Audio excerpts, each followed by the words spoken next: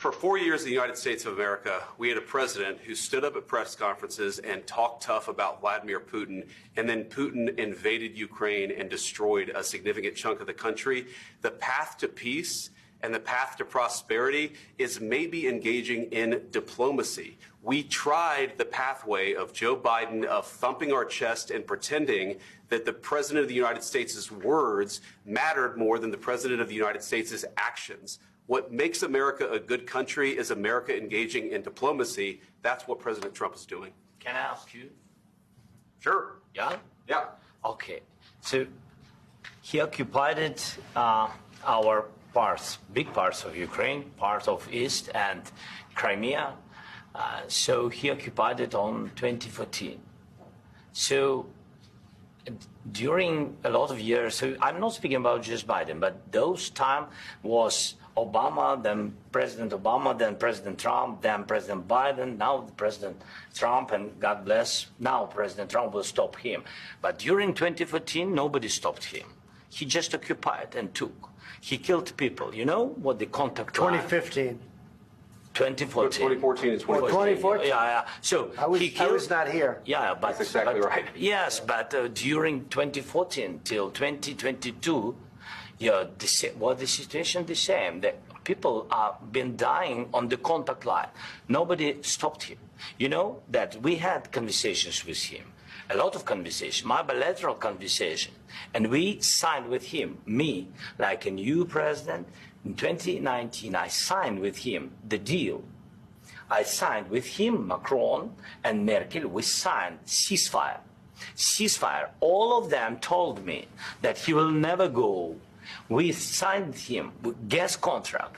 Yes, but after that, he broken this ceasefire. He killed our people and he didn't exchange prisoners. We signed the exchange of prisoners, but he didn't do it.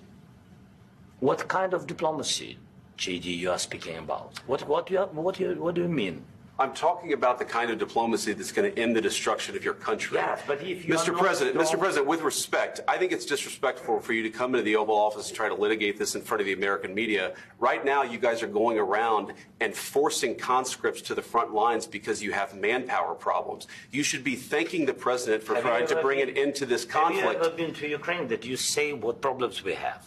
I have been to. Count one. I've actually watched and seen the stories, and I know what happens is you bring them on a propaganda tour, Mr. President.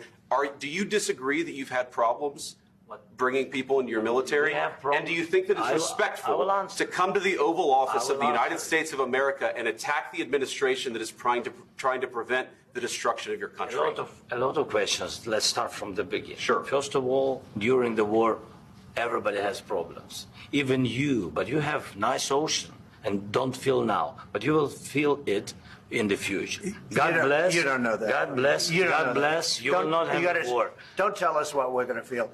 We're trying to solve a problem. Don't tell us what we're going to feel. I'm not telling you. Because you're in no position to dictate that. That's exactly what you're doing. You're in no position to dictate what we're going to feel. We're going to feel very good. You will feel influence. We're going to feel very good and very strong. You will feel influence. You're right now not in a very good position.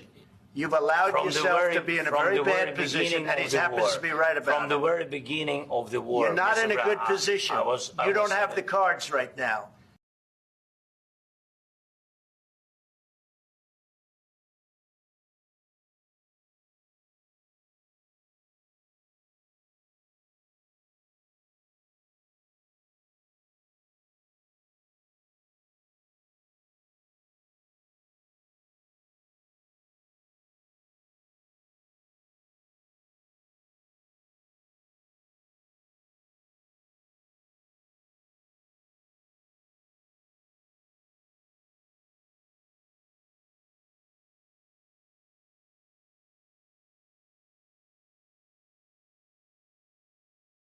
Please, you think that if you will speak very loudly about the war, you can... He's not speaking loudly. He's not speaking loudly. Your country's in big trouble. Can I Wait a answer? minute. No. You've done a lot of talking. Your country is in big trouble. I know. You're not winning. You're not winning this. You have a damn good chance of coming out okay because of us. Mr. President, We are staying in our country, staying strong from the very beginning of the war. We've been alone, and we are thankful. I said thanks you haven't in been this alone. cabinet, You and haven't not been only alone. in this cabinet. We gave you, through I this said stupid thank you. president, $350 billion. You voted we gave for you your military president. equipment, You and you voted men for are your brave, president. but they had to use our military. What about if you didn't have You our invited military me- equipment, You invited if me you to didn't speak. have our military equipment, this war would have been over in 2 weeks. In 3 okay? days, I heard it from Putin. In 3 days. This is